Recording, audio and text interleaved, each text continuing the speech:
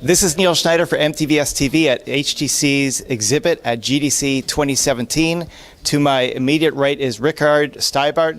I hope I'm pronouncing that properly. Steibart? That works perfectly. Okay, good stuff. President Viveport and Senior Vice President Virtual Reality. Welcome to the program, Richard. Very impressive. Yes. Well, a lot of practice goes into that. Really, I stay up nights, I practice. And you've been practicing tennis as well. I saw that earlier. You've got some wonderful demos going on here. Let's start with the software. What are you demonstrating here today? Yeah, so as you can see here, you have VR sports. You can play tennis and you can also play ping pong.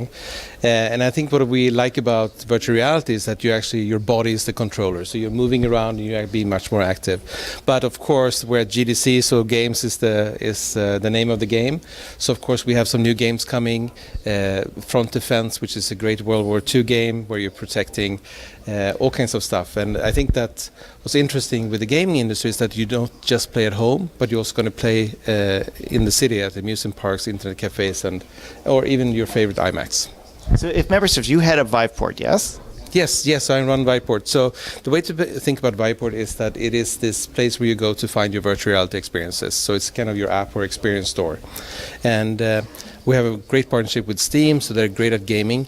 So what we also try to do is to complement that. So we're focusing on things beyond gaming. So there's a lot of creativity stuff. I think everyone loves Tilt Brush or creating music or art in VR. There's a lot of things around education and experiences. I think most kids love the blue and understanding about underwater, but also a lot of social experiences, a lot of 360 experience. And we're also having our favorite brands. I'm Swedish, so of course you will have IKEA in VR and all the brands that you love.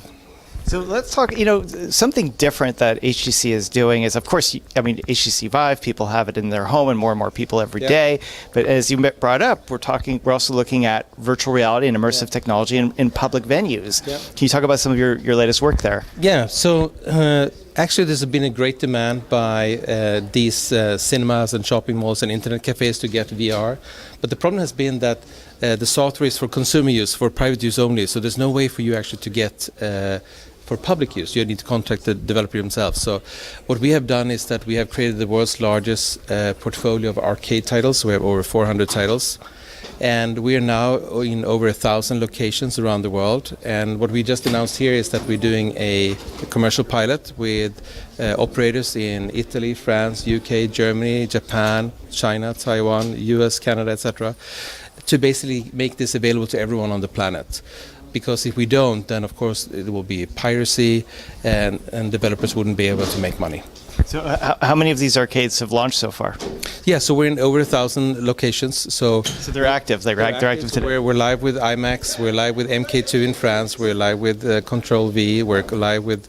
We even have our own Viveland in Taiwan to sort of showcase what it could be. So it is actually happening. And what's the reaction been like? Yeah, it's amazing. And also I think what's interesting is that you would think that it will only be the teenage guys doing shooters, but actually we see great interest in other categories like virtual travel, creativity, and of course kids, they love various kind of activities as well. Do you find VR is very family oriented? I know content's dependent on that, but a lot of the titles you mentioned strike me as being well outside the game area. So is it very family oriented, these public venues? Yeah, I think still, hardcore gaming and having those intense experiences, killing zombies or aliens or something is still there.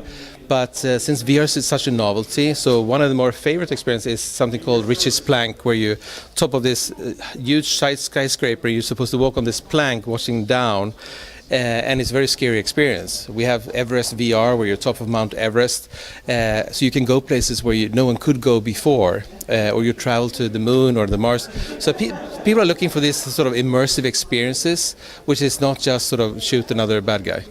All right, good stuff. Now, for the consumer market, Viveport, of course, you've got this arcade division, but you've also got a consumer division. Yes. You mentioned the content, but I understand you have a new model as far as getting the content out there. So what we're telling developers here is that, of course, the pay and download model is the prominent one. But if we look at our consumption on music, we went from the CDs to the MP3 files, and now we're all streaming. But also on TV, we went from DVDs to Netflix and HBO. So we think that consumers will want to consume VR experiences also for a subscription service. So that's what we're launching. It's going to be a $6.99 for consumers. They can pick 5 titles, and then on a monthly cadence they can keep them or swap them. So it's an easy way to basically discover a lot more content than they would do otherwise. So it's kind of complementing the traditional pay and download model. And the model kind of makes sense because a lot of the content, it could be maybe a couple hours. It's not a lot of it isn't like 20 hours. Some of it is short term, so it's like renting a video almost. Yeah. And I think typically today, I mean, everyone has only so much money you can spend on content. You're probably saving it for your big shiny titles, but this is a complement where you can actually, as you said, discover a lot more and then swap it out once you're done with it. And is that model working right now? Is it like people can subscribe now? Or? No, so what we've done is that the product is there, but we're introducing to developers. So we want them to basically opt into the program. We have huge success now, so we have critical mass. So in a couple of weeks, what we're going to do is that everyone who has a Vive will get a free month trial, but also all the developers here, they will be able to reach hundreds of thousands of customers with their brand and also with increased monetization for them. So that's coming in a couple of weeks. All right, well, good stuff. Thank you so much for joining us. Thank you for having me. Thank you very much. This is Neil Schneider for MTBS-TV at the HTC Vive booth at GDC 2017. We will, of course, be back with more. Thank you for watching.